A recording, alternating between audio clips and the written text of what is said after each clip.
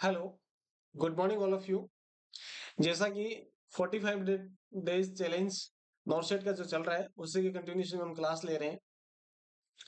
तो जो important selected जो क्वेश्चंस है वो हम इसको डाल रहे हैं वन बाय वन। तो आप क्वेश्चंस को देखो और जो भी एक्सप्लेनेशन है वो आप आराम से सुनो। आप क्वेश्चन को लिख सकते हो। इम्पोर्टेंट जो पॉइंट्स जो क्वेश्चंस में आते हैं वो पॉइंट आप लिख सकते हो। तो बिना किसी टाइम वेस्ट किए हुए स्टार्ट करते हैं इस क्वेश्चन सेशन को। सबसे पहला क्वेश्चन आपकी स्क्रीन पे है, आप पढ़िएगा please. The skin closure with heterograft will performed on a client with burn injury. ठीक है। When the client asked nurse where heterograft come from, nurse would explain it from which sources. अच्छा, एक skin burn का patient है हमारे पास, उसको हेटेरोग्राफ्ट हुआ है और पेशेंट्स को ये क्यूरियोसिटी हुई है। वो पूछ रहा है कि ये सॉरी ये हेटेरो जो ग्राफ्ट है वो कहाँ से आया है। तो आप क्या जवाब दोगे? पहला आपके पास ऑप्शन है कैडेवर है। ठीक है। दूसरा ऑप्शन है अनोदर एनिमल स्पीसीज।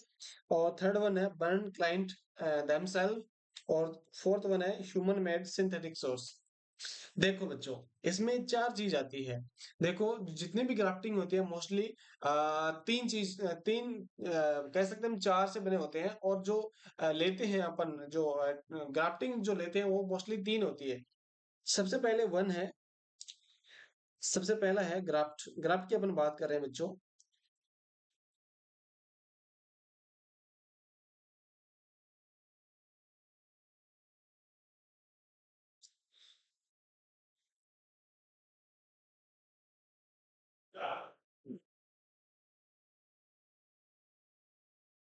ग्राफ्ट की अपन बात कर रहे हैं। ग्राफ्ट सबसे पहले ऑटोग्राफ्ट होता है। दूसरा होता है होमोग्राफ्ट। तीसरा होता है हेटेरोग्राफ।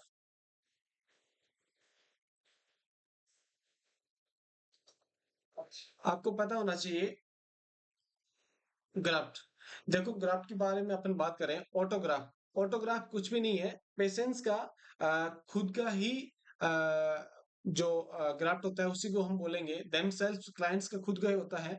ठीक है, उसको हम बोलेंगे ऑटोग्राफ। ठीक है। इसके बाद है होमोग्राफ। होमोग्राफ है जो ह्यूमन स्पीसीज का ही अपन ग्राफ्ट लेते हैं तो उसको हम बोलेंगे होमोग्राफ्ट। और यदि हम हेटेरोग्राफ की बात करें तो अनदर स्पीसीज है उसका हम यदि ग्राफ लेते हैं तो उसको बोलेंगे हेटेरोग्राफ। तो आपको इस मीनिंग से समझ में आ रहा होगा कि हेटेरोग्राफ्ट है वो किसका है। वो बच्चों एनिमल स्पीसीज का ही है। डायरेक्ट क्वेश्चन है, वो सही होना चाहिए। कैडेवर है, कैडेवर है होमोग्राफ्ट। यदि के यहाँ पे कैडेवर है, कैडेवर क्या होता है? ये होमोग्राफ्ट एनिमल्स का नहीं है, ये ह्यूमंस बॉडी का है। कोई डोनेट करने वाले का जो ग्राफ्ट है उसको हम बोलेंगे होमोग्राफ्ट। वो कैडेवर होगा, एज ए कैडेवर है वो। ठीक है। नेक्स्ट क्वेश्चन की तरफ अपन बढ़ते हैं। आपकी स्क्रीन पे आप क्वेश्चन पढ़िएगा please. Nurse would place a client who sustains a head injury. Head injury sustains हो रहा है। Which position to prevent ICP. ICP को कौन सा पोजीशन है वो प्रिवेंट करेगा? देखो, चार पोजीशन आपको दी है, अलग अलग तरह की पोजीशन दी हुई है। यदि पेशेंट्स को हेड इंजरी सस्पेक्ट कर रहे हैं और आईसीपी उसका इंक्रीज हो रहा है तो उसको कम करने के लिए कौन सी पोजीशन बेस्ट रहेगी? तो आपको इसमें चारों ही पोजीशन दी है। तो आपको सबसे पहले पोजीशन है रिवर्स टेंडरबर्ग पोजीशन। देखो, रिवर्स टेंडरबर्ग पोजीशन है वो टेंडरबर्ग की अपोजिट होती है। मॉडिफाई टेंडरबर्ग पोजीशन बोल सकते हैं हम इसको। तो रिवर्स टेंडरबर्ग में इसमें हेड हम अप रखेंगे। जो पेशेंट्स का जो हेड है वो अप रहेंगे और ऐसे रहेगी पोजीशन। ठीक है, इसका मतलब ये बेड हो गया। ठीक है। और ऐसे पोजीशन रहेगी। हेड इसमें अप रहेगा और लेग है वो डाउन की साइड रहेगा। इसको बोलेंगे हम रिवर्स टेंडरबर्ग पोजीशन। मोस्टली कहाँ देते हैं? मोस्टली स्टोमक सर्जरी हो गई, लीवर की सर्जरी हो गई और हिपेटिक जितने भी जो लीवर की सर्जरी है उसमें हो गया। और पैंक्रेटिक जो सर्जरी है उसमें हम रिवर्स टेंडरबर्ग पोजीशन यूज करते हैं। ठीक है, और टेंडरबर्ग पोजीशन कहाँ यूज करते हैं? टेंडरबर्ग पोजीशन यूज करेंगे हाइपो वोलेमिक शॉक के अंदर। पेशेंट्स के जब हाइपोवोलेमिक शॉक के अंदर है पेशेंट्स, जो हम इसको हम रिवर्स टेंडरबर्ग पोजीशन यूज करेंगे। ठीक है, सेकेंड वन पोजीशन है modified left lateral position. Modified left lateral position में पेशेंट को एक टर्न साइड, लेफ्ट साइड में टर्न करवा देंगे। थर्ड वन है head elevated on small flat flat pillow. Small elevate कर दिया, हेड को एलिवेट करवा दिया। ठीक है, फोर्थ नंबर है head of the bed elevated at 30 degree पे एलिवेट कर दिया बेड का हेड है जो। तो इसमें देखो पेशेंट्स का आप हेड अप रखोगे ना, तो इससे क्या है कि जो आईसीपी का प्रेशर है वो कम रहेगा। लेकिन रिवर्स चैनल प्लग में भी ऊपर है, लेकिन वो नहीं रखना है उसमें, तो पूरा बेड है वो एकदम फ्लैट हो जाता है। लेकिन यहाँ पे उनको बेड को फ्लैट नहीं रखना है। इसमें अपन को जो बेड है वो जो लेग है वो लेग और जो थाई है उनको फ्लैट रखना है, और जो बेड का हेड है उसको हम 30 डिग्री पे रखेंगे। ठीक है, ऐसी पोजीशन हम देंगे। तो ये सबसे बेस्ट पोजीशन होती है फॉर आईसीपी को मेंटेन या कम रखने के लिए। ठीक है, तो इसमें रिवर्स चैनल ब्रेक नहीं देंगे, मॉडिफाइड लेटरल पोजीशन नहीं देंगे, और ये स्मॉल पिलो लगाएंगे तो उससे कोई ज्यादा एंगल बनेगा नहीं, हेड अप होगा नहीं। तो सबसे बेस्ट जो ऑप्शन है वो बेड नंबर 4 है। कौन सा पोजीशन देंगे हम? हेड को 30 डिग्री पे एलिवेट कर देंगे। नेक्स्ट क्वेश्चन की तरफ अपने बढ़ते हैं। ये इंपॉर्टेंट क्वेश्चन है, आप इसको हल्के में मत ले लेना कहीं, क्योंकि ऐसे ही क्वेश्चन है वो डायरेक्ट पूछ लिए जाते हैं, और ऐसे छोटे छोटे क्वेश्चन से वो गलत करके आ जाते हैं कि नहीं बेड को एलिवेट कर। अरे बेड को एलिवेट तो करना है, लेकिन उसमें आप रिवर्स टेंडर पोजिशन मत कर देना, तो या पिल्लो लगा दिया, पिल्लो से एलिवेट हो जाएगा, लेकिन वो फ्लैट पिल्लो है, ज्यादा पोजिशन वो अप नहीं होगी, 5-10 डिग्री से फर्क नहीं पड़ेगा। इसमें हमको प्रॉपर 30-35 डिग्री है वो अप रखना है पेशेंट्स को, हेड को। नेक्स्ट क्वेश्चन आपकी स्क्रीन पे है, पढ़ो। A newborn infant is diagnosed with oesophageal atresia. Oesophageal atresia diagnose हुआ है। ठीक है, sorry, which assessment finding support this diagnosis. ठीक है, तो कौन सा ऐसा मतलब असेसमेंट है वो डायग्नोसिस को सपोर्ट करेगा? क्या आप असेस करोगे, क्या आप ऐसी चीज है वो असेस करोगे जिससे क्या है कि डायग्नोसिस है वो हेल्प मिलेगी उसमें, डायग्नोसिस बनाने में। तो देखो सबसे पहला है अपन बात करते हैं इसोफेगल एट्रीजिया होता क्या है। कुछ भी नहीं, इसोफेगस है, एट्रीजिया का मतलब होता है माल फॉर्मेशन होता है, या इसका ओपनिंग क्लोजर होता है, ओपनिंग प्रॉपर नहीं होता है। ठीक है, तो माल फॉर्मेशन कह सकते हैं अपन, माल फॉर्मेशन, और नॉट ओपन, ओपनिंग है जो ओपन नहीं है, जो ओपनिंग है वो प्रॉपरली ओपन है नहीं, नॉट ओपन। ठीक है, तो क्या करेंगे हम?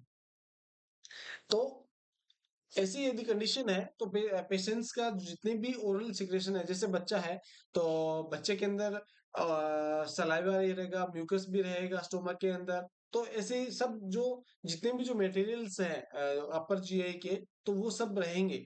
और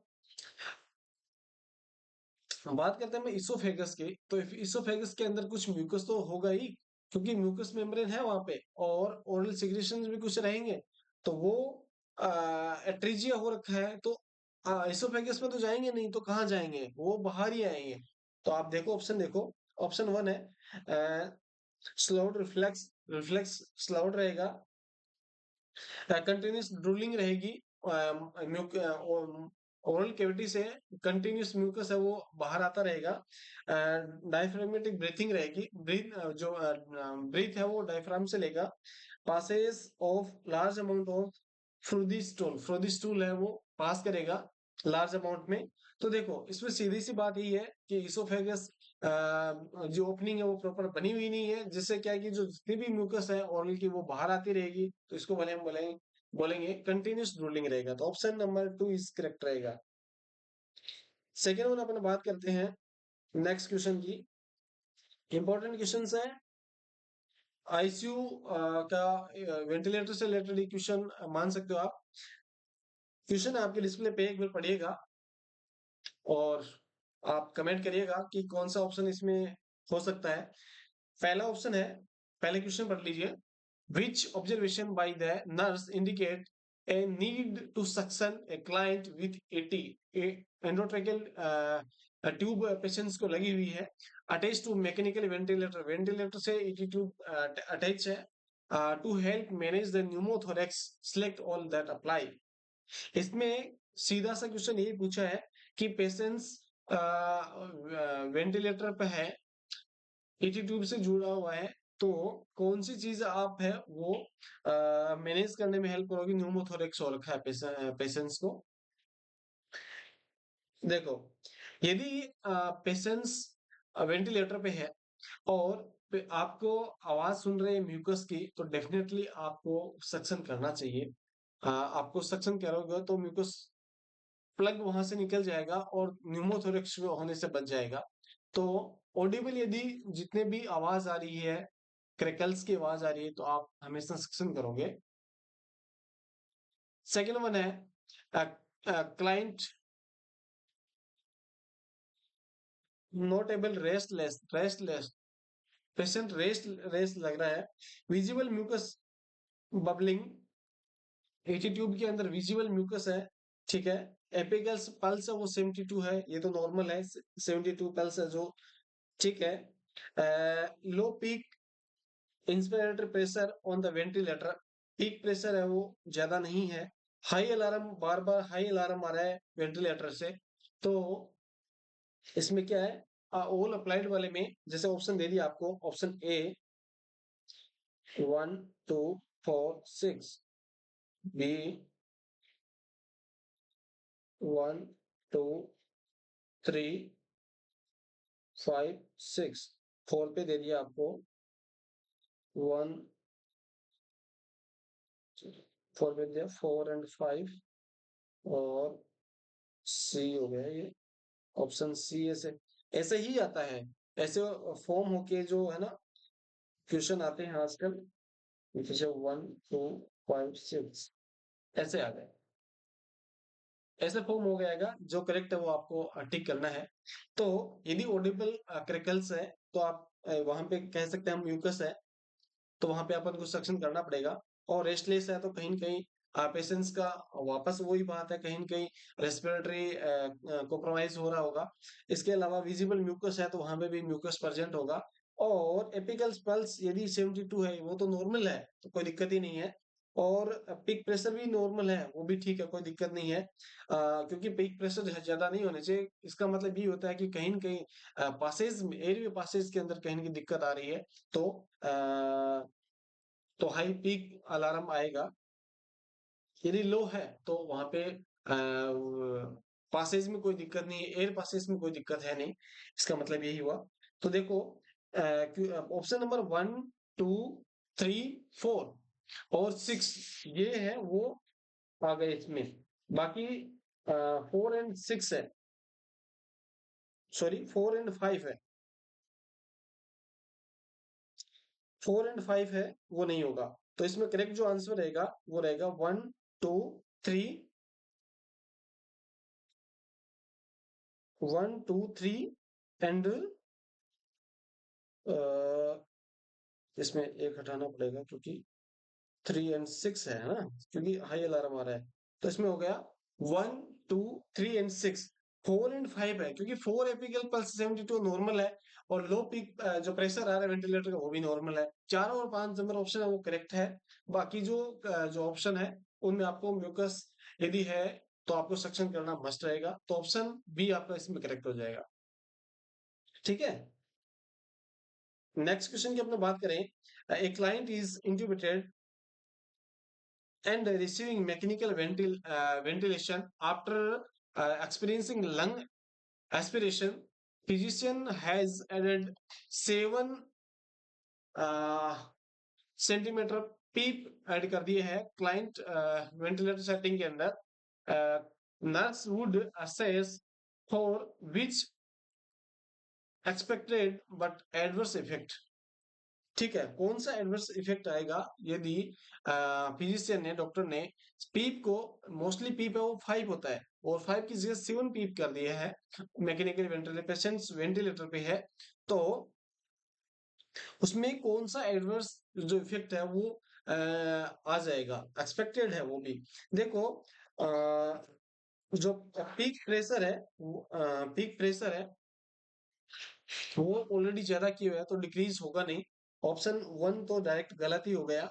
ऑप्शन टू की अपन बात करें, तो रेक्टल टेम्परेचर है वो इंक्रीज हो गया, टेम्परेचर ज्यादा हो गया, तो ज्यादा होने का कोई है ही नहीं, यहाँ तो अपन ने पीपी बढ़ाया है, तो यहाँ पे ये भी गलत हो गया। और decrease heart rate, heart rate, अच्छा, यदि पीप बड़ा है तो कहीं न कहीं प्रेशर ज्यादा है हार्ट हार्ट के ऊपर, तो हार्ट की रेट में कोई फर्क नहीं आएगा, लेकिन कहीं न कहीं हार्ट की जो बीपी है उसमें असर आ जाएगा। ठीक है, क्योंकि पीप बढ़ गया, चेस्ट का जो प्रेशर है वो बढ़ गया, तो कहीं न कहीं हो सकता है सिस्टोलिक जो बीपी है वो उसका कम हो सकता है। तो एडवर्स इफेक्ट है वो आएगा इसका पीप जो इंक्रीज करने से। ठीक है, नेक्स्ट क्वेश्चन अपन बात करते हैं। The nurse is assessing the respiratory stress of the client with pleural effusion after thoracentesis। thoracentesis हुआ है, pleural effusion पेशेंट्स को हैज बीन परफॉर्म्ड किया है। Nurse would become concerned with which assessment, which कौन सा असेसमेंट वो finding करेगी। ठीक है, पेशेंट्स को क्वेश्चन में बोला है पेशेंट्स को न्यूमोथोरेक्स है, न्यूमो प्लूरल इफ्यूजन है और उसको थोरेकोसेंटेसिस कर दिया है, और अब कौन सा असेसमेंट करेगी। ठीक है, तो ऑप्शन वन है इक्वल बायलेटरल चेस्ट एक्सपेंशन। ठीक है, अच्छी बात है, अच्छा एक्सपेंशन हो रहा है तो कोई दिक्कत नहीं है। 2 नंबर पे है रेस्पिरेटरी रेट है 22 पर मिनट है, वो भी ठीक है। डिमिनिश्ड बर्थ साउंड, अच्छा, वहां एयर कम जा रही है, डिमिनिश्ड बर्थ साउंड हो रहा है। Few wheezing sounds unchanged for baseline, ठीक है, तो ये भी ठीक है। तो डिमिनिश्ड यदि बर्थ साउंड और इसका मतलब क्या हुआ, इसका मतलब यही हुआ कि उस जो पार्ट में, उस जो लंग साइड के अंदर, लंग्स की साइड में एयर की जो एंट्री वो कम है, डिमिनिश्ड बर्थ साउंड आ रहा है। तो ऑप्शन इसमें जो असेसमेंट का हो जाएगा, नर्स क्या असेस करेगी, वो डिमिनिश्ड बर्थ साउंड को असेस करेगी। ठीक है, करेक्ट आंसर 3 रहेगा इसमें। ऑप्शन नंबर 3, नेक्स्ट क्वेश्चन है, आपके डिस्प्ले पे देखिएगा। The nurse is preparing to administer a tuberculin skin test. Tuberculin skin जो टेस्ट है वो इंट्राडर्मली दिया जाता है, जिसमें सीरिंज 26 गोज वाली जो नीडल है वो यूज करते हैं।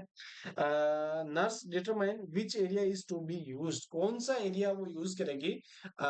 आईडी जो इंट्राडर्मल जो इंजेक्शन है वो देना है ट्यूबरकुलोसिस का टेस्ट के लिए। तो इसमें ऑप्शन दिए हैं बेस्ट।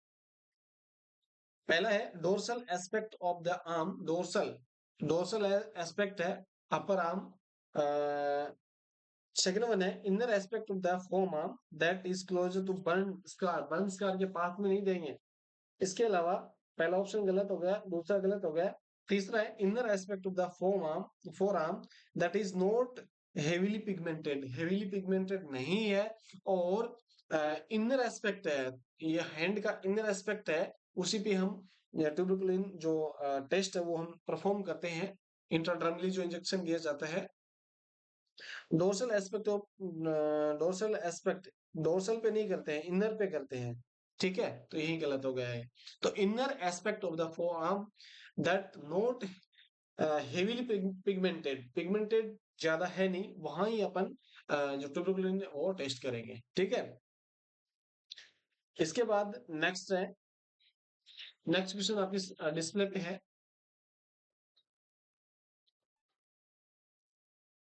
देखिएगा।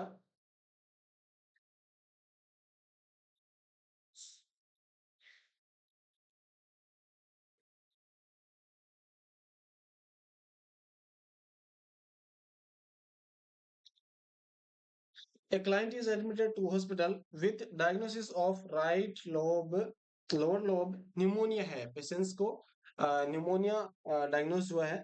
The nurse ausculted the affected lung area expecting to note which type of the breath sound. इसमें निमोनिया डायग्नोज हुआ है और एस्कल्ट कर रही है लंग साउंड को।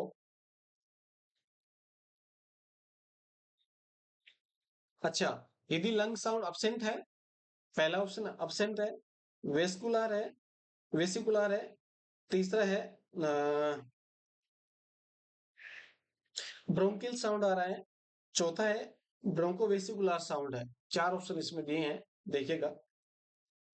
देखो, पेशेंट डायग्नोस हुआ निमोनिया का, तो एब्सेंट तो होने से रहा, एब्सेंट थोड़ी रहेगा, ब्लड साउंड तो कुछ न कुछ तो रहेगा, वेसिकुलर रहेगा नहीं, ब्रोंकियल है तो ब्रोंकियल साउंड रहेगा, इसमें निमोनिया के अंदर ब्रोंकियल साउंड रहेगा, तो आपको ध्यान में रहना है। ब्रोंकोवेस्कुलर नहीं रहेगा, तो डायरेक्ट इसमें ऑप्शन जाएगा, 3 नंबर करेक्ट ऑप्शन जाएगा। The client is admitted to hospital, diagnosed with right lower lobe pneumonia, nurse ausculted the affected lung area, expecting to note which type of the birth sound। जो birth sound कैसी रहेगी, bronchial type की रहेगी। Next question अपन जाएंगे। A client is after a client diagnosed with pleural effusion, diagnosed हुआ patients का, had a thoracentesis, sample of the fluid was sent to the laboratory, uh, analysis of the fluid reveal high red cells count, based on this test result, uh, what was cause of client pleural effusion। देखो बच्चों, एक patient है अपने पास, आया है hospital के अंदर, pleural effusion हो गया है उसको, तो थोरेकोसेंटेसिस किया गया है, और उसका जो थोरेकोसेंटेसिस का जो फ्लूइड लिया गया है, जो सैंपल लिया गया है, वो हमने भेजा, और उसमें डायग्नोस ये हुआ कि हाई रेड ब्लड सेल्स इसमें आया है। तो इसका क्या कारण हो सकता है? ठीक है, पहला है ट्रोमा है, इन्फेक्शन है, लिवर फेल्योर है, और हार्ट फेल्योर है। देखो, सीधी सी बात है, यदि ट्रोमा हुआ है तो कहीं न कहीं ब्लड वेसल्स रप्चर हुई है, और लंग्स के जो लंग्स के अंदर वो ब्लड गया है, तो सीधी सी बात है, लंग्स में ब्लड गया है तो हाई ब्लड सेल्स काउंट उस प्लूरल फ्लूइड में आएगा, तो ये हो जाएगा ट्रोमा। डायरेक्ट ऑप्शन इसमें, तो ज्यादा सोचा विचारी करने की जरूरत है नहीं। नेक्स्ट क्वेश्चन है अपना। अच्छा, इसी के साथ हम क्वेश्चन एंड करते हैं, ये लास्ट क्वेश्चन है अपना। तो ऐसे ही इंपॉर्टेंस क्वेश्चन है वो आप बने रहिए, क्योंकि इंपॉर्टेंट क्वेश्चन ही हम लेके आ रहे हैं। क्या कई कई बार क्या होता है कि छोटा क्वेश्चन होता है लेकिन वो इम्पोर्टेंट होता है, क्योंकि एग्जाम में आने वाले छोटे बड़े सब जो क्वेश्चन है वो इक्वल मार्क के ही होते हैं। ऐसा तो है नहीं कि जो बड़ा क्वेश्चन आ गया वो अब ज्यादा नंबर का होगा, जो छोटा क्वेश्चन आ गया वो कम नंबर का होगा। तो जो भी छोटे बड़े जितने भी क्वेश्चन आते हैं वो इक्वल मार्क के ही होंगे, तो आपको सब पे ही ध्यान ध्यान देना है। यदि बड़ा क्वेश्चन है, जैसे पहले हमने जो बात किया था, जो वेंटिलेटर वाले जो क्वेश्चन थे, ये वाला ये वाले जो अप्लाइड ओल वाले, है ना? तो ऐसे क्वेश्चन आजकल आजकल एम्स का ही पैटर्न बन गया है। एम्स ऐसे ही क्वेश्चन उठा के देने लगेगा, जिसमें क्या है कि ये दिक्कत यही रहती है कि आपको एक ही क्वेश्चन थोड़ा सा एक ऑप्शन यदि थोड़ा सा गड़बड़ लगा है तो आप गलत करोगे, तो उसमें फिर आपका ऑप्शन पूरे गलत हो जाएंगे, क्योंकि नीचे की फिर पहले आपको स्टेटमेंट समझना है, ऊपर का क्वेश्चन का स्टेटमेंट समझना है, उसके बाद ऑप्शन को समझना है, उसके बाद आप उसको सिलेक्ट करके फिर आप दोगे। यदि आपका एक भी सिलेक्शन यदि छूट गया तो ऑप्शन आपका गलत हो गया, और आपके क्वेश्चन वो चला जाएगा। तो ऐसे ही कुछ इंपॉर्टेंट क्वेश्चन है वो कंटिन्यू आते रहेंगे, तो बने रहिए इस चैनल पे। यदि आपको कुछ डाउट होता है तो आप कमेंट कर सकते हो, हमारे सपोर्टिव नंबर है उन पे आप मैसेज डाल सकते हो, ग्रुप बना हुआ है उस पे हर चीज का डिस्कशन होता है, तो कोई भी डाउट आपका नहीं रहेगा। और आपका श्योर मानो कि ऐसे इंपॉर्टेंस क्वेश्चन लेके आ रहे हैं जिससे लगभग 95% मैं बोल सकता हूँ कि आपको एग्जाम में देखने को मिल जाएगा क्वेश्चंस, क्योंकि इंपॉर्टेंस क्वेश्चन है, यही घूम फिर फिर आके इंपॉर्टेंस क्वेश्चन वो आते हैं, क्योंकि हमारा इतना एक्सपीरियंस हो गया है कि हमने देखा है ये चीजें, तभी आपको बता रहे हैं। तो ऐसे इंपॉर्टेंस चीजें हैं वो आपको बताते रहेंगे, तो बने रहिए इस यूट्यूब चैनल पे और देखते रहिए और पढ़ते रहिए। Thank you for watching. Thank you.